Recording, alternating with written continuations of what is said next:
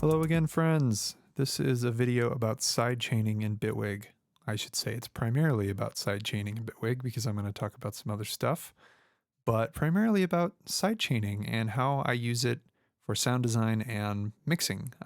This is going to be a two-part video. The first portion will focus on the current project here, which is a kind of a techno track and sound design using sidechaining, and then the second portion will use a different project later in the video to talk about mixing using sidechaining primarily.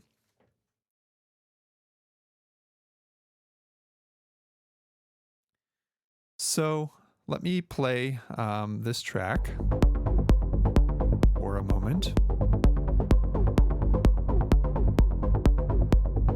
This is just a basic idea. Two scenes here of loops. I have not arranged it yet. Just a handful of voices. I think four total voices, two different drums, primarily just kick drum, bass line, just one by one here. We've got like a techno drums. You'll hear that rumble, characteristic rumble reverb on the kick. Then I've got pretty basic bass line, arpeggiated pattern here. The only thing in this clip is a one long note, and the arpeggiator just playing a little pattern here. Got this pad layer, this pigments, Arturia pigments, making that pad sound, and I've got this drone pattern, which is using all sorts of sidechaining. Got some reverb sends going on. So, for these types of tracks, usually I'll set up a loop and then play with it, perform it a little bit, just like play with different knobs, like get into the idea of the groove, and then maybe I'll capture a couple of takes or different, sets of scenes or loops in the arranger view that I kind of live performed to give myself some inspiration to continue mixing. So that's roughly where the project is at. Let's dive a little bit deeper and see how sidechaining is being used. So first thing you'll notice is there's kind of a radio style DJ ducking on my voice. And you'll hear that even more prominently if I turn up this ratio. So this is one of the classic broadcast uses of sidechain compression. I guess I should clarify by sidechaining, what I'm going to be talking about in this video is how to use characteristics of other signals, primarily the amplitude envelope of other signals, to modulate other signals. So in this case, my voice, the amplitude envelope of my voice is modulating the dynamic behavior, the level effectively of the rest of the track. Sidechaining in Bitwig also applies to MIDI notes, which I'll talk about a little bit later as well. So the basic sidechain compression effect, this is super common, like thousands of tutorials on this out there. It's been around for decades, if not 50 years, 60 years. I don't know when the first sidechain broadcast compression started happening, but it's been around a long time. So the way this works in Bitwig, we have to use a dynamics device, which is both a compressor and an expander. This section over here is an expander. This is a compressor. And it doesn't work in the compressor device in Bitwig. This does not have a sidechain input, unfortunately. So it'll only compress its own signal based on its own envelope. This will compress the signal based on a different signals envelope, which is effectively what sidechaining is. So here I've got mic, and I think I was using pre-fader. You can use post-fader if that matters, if the level that the fader sets actually matters in your signal chain. But this is coming in, and you'll see that as I talk, that's what level it's tracking. This is the gain reduction curve. So this is proportional to my voice. And I've got this on RMS because I think for this effect, you get a more natural curve. It kind of releases a little bit more smoothly, and it kind of tracks the overall loudness rather than just like this immediate peak loudness, which is what peak will do. So you'll see it much more closely tracks the amplitude level. But for this effect, I think RMS is a little more natural. Fairly quick attack, around 2 milliseconds. You can play with this to taste, and then, 100, 110. Yeah, that's where I've got it set. But again, you can play with this to taste. And what this does is, now you'll see this is on my track group, so all of the instruments are feeding this group, and that's what waveform is represented here. But as I talk, the amplitude of that waveform reduces. If I turn up the release, it takes a longer time to snap back. But for this effect, I think, yeah, especially if you're in RMS mode, somewhere around here is about right. So that's just super useful to hear yourself talking over music, because if I'm talking now, my voice is just blending in with the level of the music. It's a little harder to understand me. But if I turn it on, now I can talk over the music. You can use this for mixing in your track as well, and I'll show that in the second half of this video with a different example. So the other way I'm using this dynamic sidechain compression, sidechain compression, I should say, which is a classic, just probably the most common use of sidechaining. The other way I'm doing this in this project is classic techno house kick duck effect. So you can see with each kick drum, the level of, or there's gain reduction according to this curve on my my instrument mix, which is this. And this is, again, a really common technique. I'm sure there are other videos about this in Bitwig. For this, I tend to use peak because you want to track that peak of the kick a little more closely. I've chosen the E kick. So within my drums, I've got individual drum machine chains. Got my techno rumble kick, but I don't want the rumble part included in this. I just want the kick. So there's effects on the E kick device, which is creating that reverb rumble. I don't want that included in my sidechain because that actually keeps the overall level of that kick track pretty high, because there's that like bassy rumble. I just want to track sort of the snap of the kick, which is why I just choose E kick out to kind of show what I'm talking about here. The E kick device, and then I've got this effects, this reverb on it, which is giving me that rumbly, which I don't want that rumble in my kick ducking. I just want this, because that gives me that pumping effect I'm looking for, whereas the rumble would just keep the gain lower for too long. But the rumble's really important to the sound of the track. That sounds totally different without the rumble. It just kind of lacks that like looming subby low end that this style of techno has.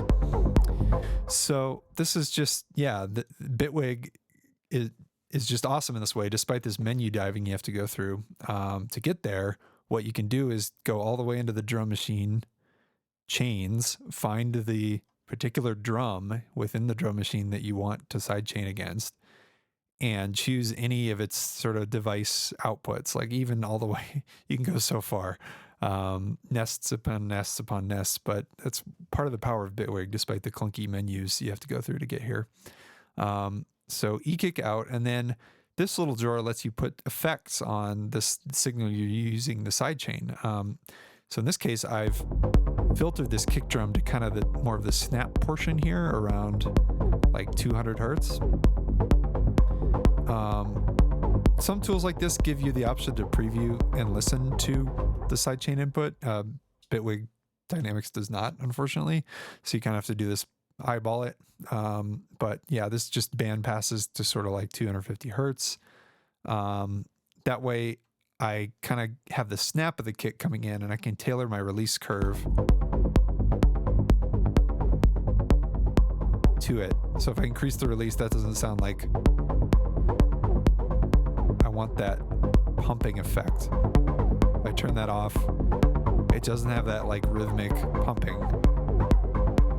Now it does. It brings the kick out a little more, and it gives you just that movement in the track that kind of this style is known for. You can way overemphasize it if I crank up the ratio. So there are other ways to do this in Bitwig. You can also use a note sidechain device, and I'll talk about that in a little bit. So you could use like a ghost kick, just a MIDI track with like, you know, couple of MIDI notes on it, 4 on the floor MIDI notes, and then use a MIDI sidechain modulator to reduce the level on a tool device. And I'll talk about that technique in the mixing video. I actually have, or the mixing portion of this video, I actually have a good example of that in the other track. But the nice thing about doing dynamics is you have like all these controls over sort of the curve and the behavior of the compressor that you just don't have when you do the note sidechaining. You have more of just a plain ADSR. You don't have like curve controls the same way. So I find that using dynamics for this just gives a more natural result, but you know, your mileage may vary. There are also plugins that just specialize in this technique. I think there's like a Nicky Romero LFO tool or something like that is one that people use for, you know, a lot of techno tech house type stuff. But I kind of like doing it the old-fashioned way. So that's kind of 2 uses of sidechain compression in this project. The other major use of sidechaining in this project is on this voice. So you can kind of hear like there's a lot of like sequenced motion. There's filter. You can see here the filter envelope pinging kind of happening. There's also the like pitch dropping here. And then this LFO is kind of tracking to raise the filter cutoff overall over the course of 16 bars. So that's just an LFO modulator, and that's where it's routed to the filter cutoff, synced to 16 bars. So it just opens up that filter over time, gives that motion in the phrase in the track.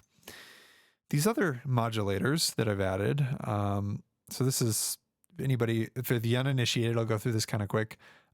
This little thing on any Bitwig device opens the modulator drawer. And what this lets you do is add all sorts of modulator devices that you can then route to any parameter in your signal chain within the same device or any of its subchains. So this is what makes Bitwig so freaking awesome. And this this sealed the deal. I was already using Bitwig before they added this, but this was like a revelation. And like, I think when they added this was about the time I said, I'm never using Ableton again. So super cool feature. And there's one in here called audio sidechain, and there's also a note sidechain, and that's what this one is. So note sidechain, audio sidechain. So you can add a new one, audio sidechain. I've already added this one. And then I have this routed to this muted track right now, which you're not going to hear, but let me show you what this sounds like. So that's a funky beat loop that I have set to loop at an odd meter. So not its full 1 bar, but a half note short of 1 bar, or sorry, an eighth note short of 1 bar. So it kind of syncopates over time. And I have an EQ on this because I originally had this in the mix and I wanted to cut out all that low end, but I don't like the way it sounds in the full mix. It just doesn't fit the track very well. So I ended up muting it and killing the output. So there's an EQ on this, and then this tool is here because I wanted to use the non-EQ'd version of this sound as the input to the sidechain. The way Bitwig works, you have to have, if you can either choose like the main track out pre or post fader with all of its effects already applied as a sidechain input, or as any of the sort of signal routing in Bitwig menus will allow this. But if you want, you can also choose the output of any individual device on the track when you're doing this, which is super cool. But to get sort of the unprocessed sound, which sounds like that. So I want to use the unprocessed sound without the EQ as my sidechain input because it gives me a little bit more of that low end to kind of key off of. I added this tool that's not doing anything. It's just a default settings, volume 0, everything's at 0. So it's not actually doing anything to the sound, but what that kind of hack does is it lets me come in here and choose as my sidechain input this accent beat tool out that gives me the full unprocessed signal from the beat to use in my sidechain modulator. So you can see that's tracking the amplitude of that beat. And if you listen closely, the filter envelope, that filter pinging sort of on this drone, is tracking against the sound, like the sort of the amplitude of the groove. And what this is, I think, is a really cool technique for the reason that that's like a human beat. Like somebody played that. That's a human performance. It's got a lot of like just life in it. That's hard to create with like step sequencers, you know, that kind of lively modulation that sounds very humanly rhythmic. I'm not describing it very well, but I think you get the idea. It's got a groove to it that would be hard to achieve otherwise. It's got dynamics and life. So using that as an audio sidechain lets me kind of derive an envelope from that signal. And the audio sidechain device has this band filter. You can kind of control the high and low cutoff for what it is feeding into its internal envelope follower. So if I expand this all the way, or if I, this is now filtering out all the kick and snare, I'm just getting sort of the cymbals, and it's really changed the way that signal is behaving, the envelope signal this is generating. But if I filter it down to kind of just where the kick and snare are, you can see that nice little envelope, and then you have like a rise time. You see that changes the sound because it's changing the shape of this envelope. But that's like how quickly the envelope reacts to the sound from your sidechain. And the fall time is how long it takes to fall back to zero after the as it reduces in amplitude, the sidechain input. So I also have this fall being modulated by that LFO that we saw earlier that's opening the filter. So as this filter opens up slowly over the course of 16 bars, so does the decay or fall time on the filter pings. So it just gives this like 16 bar modulation effect over the course of that track. And I've got this like cool rhythmic riser now that is literally just one note. It's just a drone, but I've added all these rhythms to it using that beat. If I disable this and also disable this other sidechain, you can hear it's just a drone. It's just one note. But now, okay, there's the filter pings. And the other sidechain that I'm using, I'm going to do this a little bit. The other sidechain device I'm using is a note sidechain, and this is reducing the pitch every once in a while, according to this envelope. So that like pulls the pitch down like that. And what this does is it takes MIDI from another track. So I've got this other track with a MIDI clip on it. Just a few notes, again, an odd meter. So these kind of stack in like a syncopated way between these two modulations. This is an odd metered funk groove. This is an odd metered MIDI loop. Neither are four beat grooves. Not even powers of two in this case. They're heavily like syncopated on an odd meter. And so these notes are feeding this note sidechain modulator, and that triggers this envelope that you see here, standard ADSR. So this is a really precision way to take notes, generate an auxiliary envelope from a completely different pattern. You could do this kind of with the steps modulator device too, but you don't have like an envelope on the steps modulator. You just have like a slew time. I'm talking about this steps modulator device, which is just like a standard step sequencer. That's not part of the scope of this video, but you could try to do something like this with that. But this gives you more flexibility because you've got an actual like timeline clip you can add notes to and let that trigger an envelope. And then the shape of that envelope influences how this thing reduces in pitch. So if I shorten the attack, you hear the difference. If I increase the release time, you really hear the difference. So this is something I might play with in this track. I might just get a little weird with it every once in a while. Just give some life to that voice. So that's just the note sidechain. You can use this, again, the beauty of Bitwig's modulation system is you can route these to any parameter in these devices or any of their subchains. You can also do this with VSTs. Load up a third-party VST.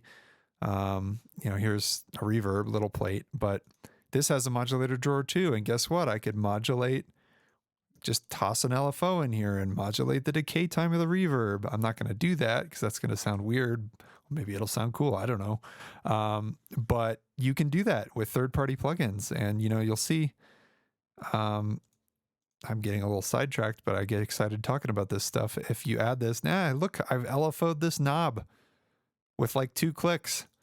Take that, Ableton.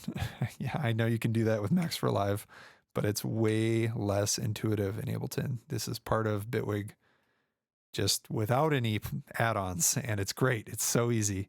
So I could talk about that all day, but I won't.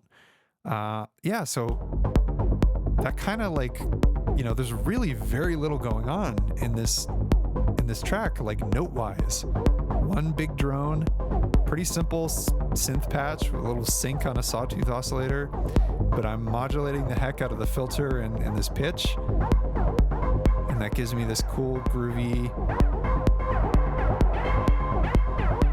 techno droney track.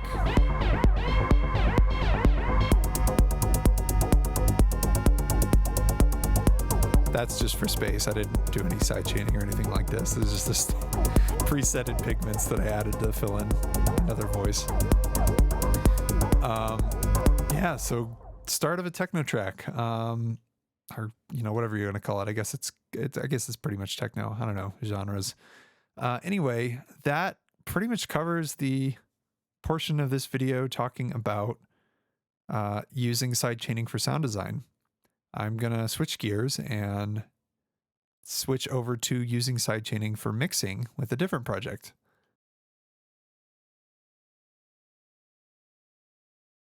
Hello and welcome back. This is the second portion of my video on sidechaining in Bitwig, talking about sidechaining for mixing, for kind of getting tracks to sound better with each other. And this is primarily sidechain compression, but a little bit of other techniques too. There's a little bit of sound design in this project too, but I thought this would be a helpful way to kind of segment these two things.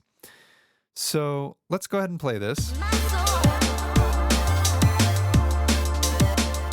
So different kind of track, pretty different mix characteristics in this track too. But this is kind of a liquidy drum and bass track. I've got the same thing happening here with the radio ducking compression.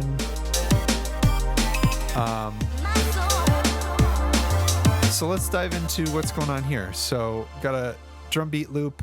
This is just something from a sample pack with a little bit of processing on it.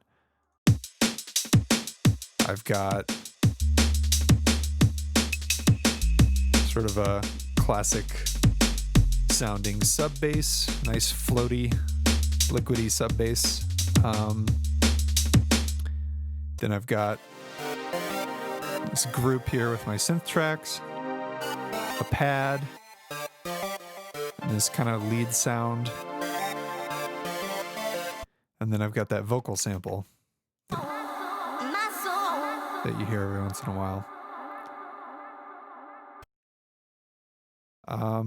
So yeah, let's dive into how I'm using sidechaining in this. This is mainly for mixing, but a little bit of sound design too. So first thing I've got going on, you'll see, is the synth sounds. So when you have a lot of mid-rangey synth sounds in your track, you can try to like notch them out in the EQ so that they're kind of making space for each other. You can use panning to help them sit better in a mix. There's all sorts of techniques you can use, but if you have a lot of mid-rangey synths, eventually they're going to start stacking on each other and not sitting well. So one thing you can do is EQ sidechaining. And you'll see what's going on here, or you'll see that that's happening here. And effectively what this is I am using an audio sidechain modulator, just like I explained before. And I've got that routed to this Cyborg Shanty, that's the name of the preset, signal, this synth. So just the output post fader of that. So that envelope here, kind of tracking the overall level with a generous fall time. Fairly generous rise, so just, I want this to jump up too fast. I want it to kind of sound natural, and kind of like just, there's so much art over science in setting rise and fall times for compression or for any form of sidechaining. I just got this to sound the way I wanted it. But what that signal is doing is it is reducing the gain, or reducing the level of this band of my EQ plus here. So this is routed here. So it's reducing the gain level of this node of the EQ, proportional to its envelope. And this EQ is kind of, the purple signal is here is the Cyborg lead synth, and the gray signal is the pad. So these fundamentals of the Cyborg synth kind of sit right in this important area of the pad sound as well. So what I wanted to do is when the lead synth is playing, since it's a little bit more dynamic and intermittent, when that plays, I want to just pull the EQ down on that band a little bit on the pad so they sit a little bit better together. And I haven't done a ton of extra mixing on this, but I might add a little glue compression on this bus to just gel all of the synths together at some point. But I'll bring the drums back in. I'll bring everything back in, actually. And if I turn this off, so I'm going to turn off this EQ, sidechaining.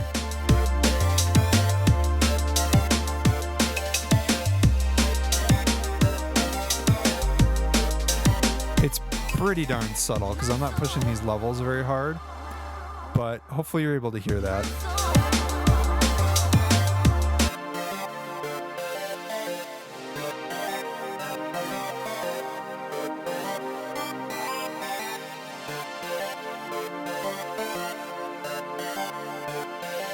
Again, pretty subtle, but what that does is it kind of helps that lead sound kind of sit and stick out above the pad, because I want it to kind of, I want that to be more audible when it's playing, and because it's more dynamic, I'm reducing the level of the pad at that band when that synth is playing. So that's like kind of an advanced surgical mixing technique. Again, it's super subtle in this track. For a more full mix, this might have a more important effect when you've really got a lot of stuff competing. So another sidechain I've got in here is on this lead synth we were just listening to.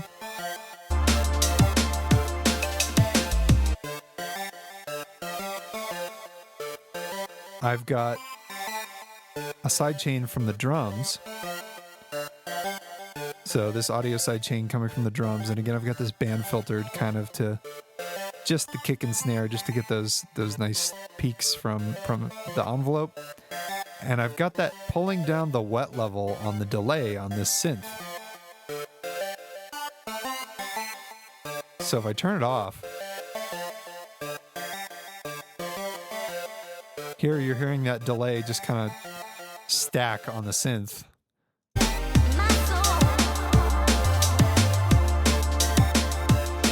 It's just not as clean. And I want the delay to be nice and present, but I want it to kind of have that rhythmic avoidance so that the level of delay gets pulled down when the beat is playing. It's not necessarily a mix technique. I was just messing around, and I like the way that this helped and sat on that synth sound. It made the delay just the right level of subtlety, just the right effect that I kind of want, just to kind of it happens to be that you hear the delay when the note isn't playing. And there's another way to achieve that that's similar to something I'm going to talk about in a minute, where you would sidechain the wet level of the delay against the dry level of the signal that's feeding the delay.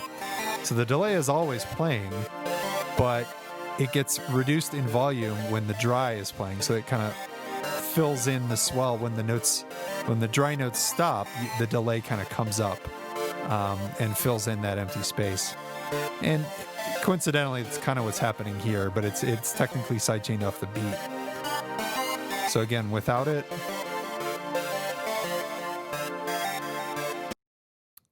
whoops, and with it turned on,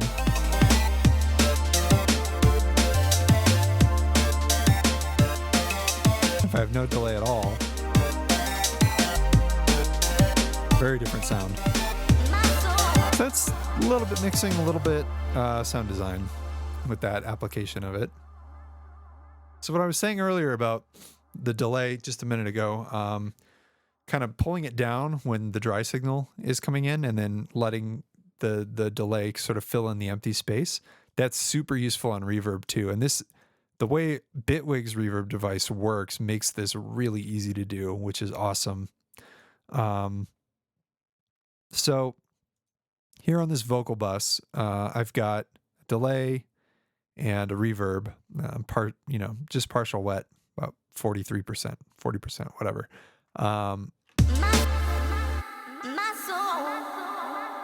So you hear that reverb on the vocal.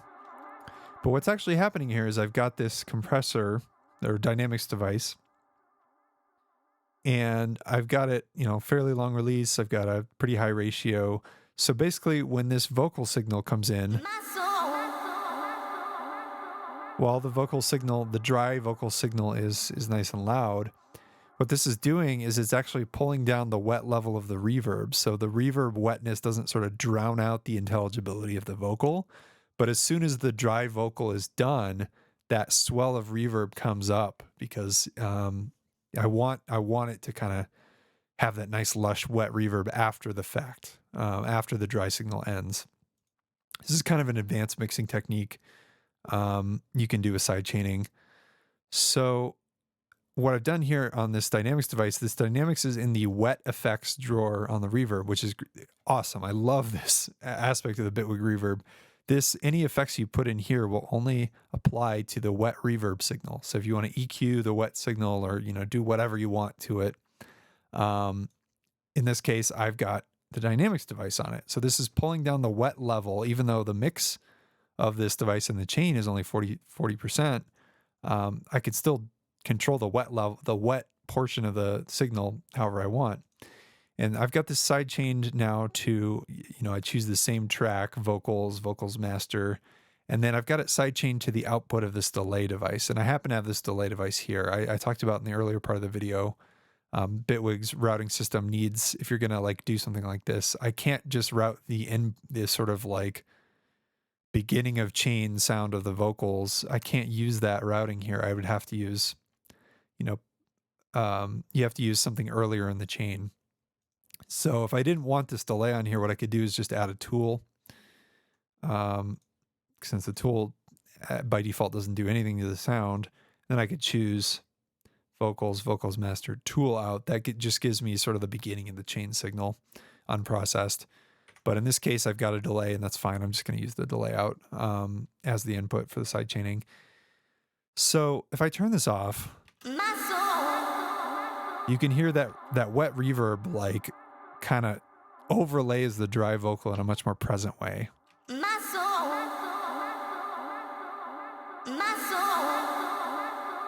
I think there's a major difference there. And especially when this is in the mix and there's, it's competing against other things. You can still hear the reverb nice and clear.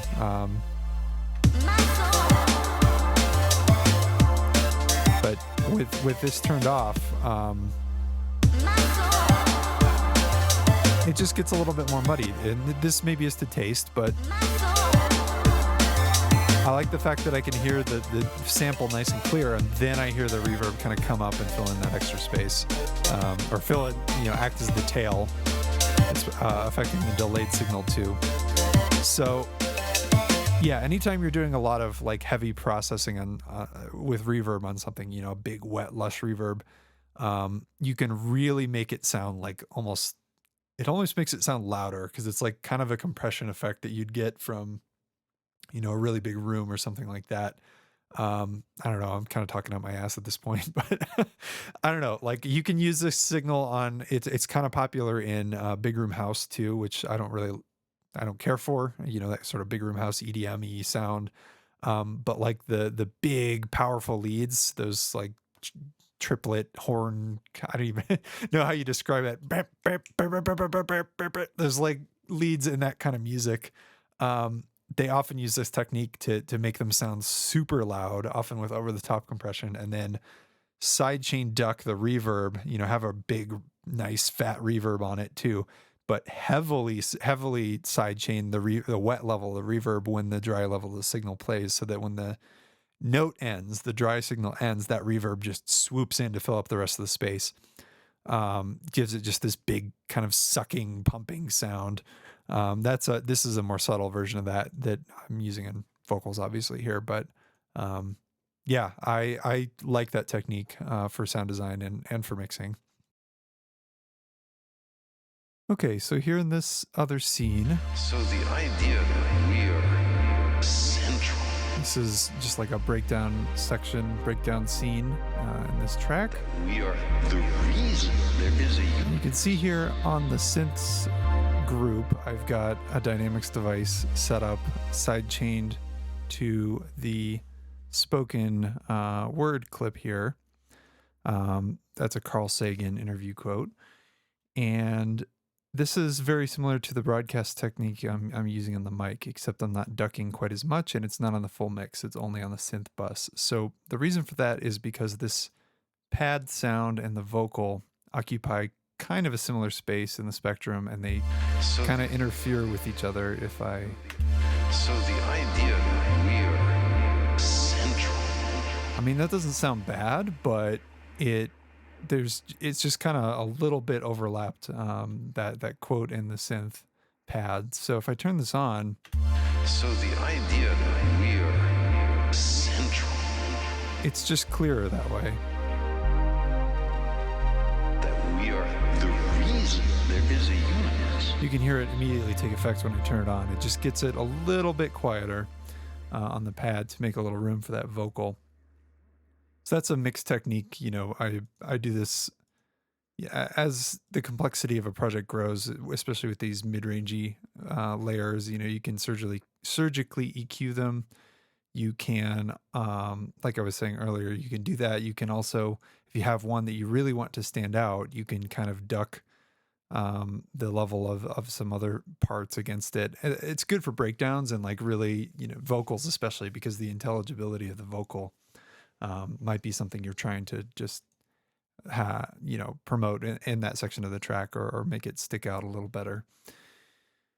So then finally in this track, I've got, or in this project rather, I've got this section where this is a little bit different because this pad sound is kind of being rhythmically ducked. Whereas here, it's just playing all the time. In this section, and if I was doing this in a real arrangement, I would boost the gain, automate to boost the gain a little bit in this section, because when you do this rhythmic ducking on a sound, it tends to lose a little bit of its presence in the mix. But the way this is implemented is actually using a note sidechain. So this pad accents clip here has these notes on it. It's not sending to anything. In fact, I could just make the output nothing. There's no effects, no synths, nothing on this track. And then I have a tool device. This is actually a preset that I created quite some time ago, but so it's got macro knobs and everything, but it's a tool device and then a note sidechain. So you have to come in here and pick what you want the note input to be. In this case, the pad accents, that track I just showed. And then you get an ADSR like I think I showed earlier. In this case, I just kind of want it to, that other track to act as a gate, a rhythmic gate on this pad sound.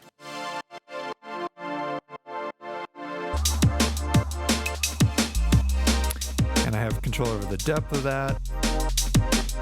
The envelope is pulling down a volume on the tool. This is actually brand new. It just used to be gain. I think they called it amplitude or something, but it only went down to minus 36 decibels. They added this volume one that goes all the way down to 0, which, oh my God, thank you. So many times I've had to hack that in Ableton and Bitwig over the years to try to get the effect I was looking for, where something can go all the way down to 0 in volume as a utility. I for like inline sending devices where maybe I'd have like a wet layer and a dry layer, and I wanted a way to sort of send signal to the wet layer without using a return. I always hack it that way by using like a tool or something and just trying to get the gain down, or like hacked in a different way. Now the gain goes all the way down to 0, the volume, which is great. So anyway, a little sidetrack, but this, I've got control of the decay. You can also control the attack for this. Normally I leave the attack kind of in the short but immediate range. Don't want it to be like a brick wall, because then you get a click. But and then the decay is really just the release. So in this case, the length of these notes also makes a difference. So, if I shorten these notes, it sounds different. So the length of the notes actually makes a difference, if you're using the note sidechain. But this way, yeah, so you can get that kind of rhythmic gating effect on something. You could also do it with like a step sequencer modulator. It's just not quite the same because you don't have the envelope shape that you get. So you could do it with steps and then, pull this all the way down or something. I'll disable this. So then could do it something like this.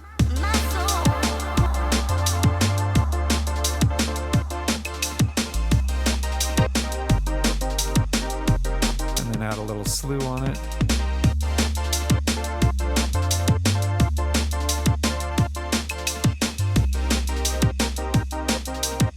Doesn't sound too bad. That's another way to do it.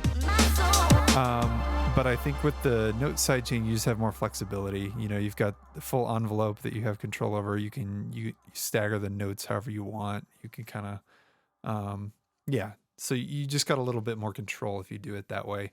And that really goes for any use of the note sidechain. Whatever you're modulating, it doesn't really matter. You just got more flexibility, but it's a little weird because you've got an extra track. So there are trade-offs in how you want to approach doing something like that, sort of a sequenced modulation. I think that about wraps it up. So thanks for watching. Hope this was useful. And I would love to hear feedback from folks, or comments, questions, ideas for future videos. Thanks.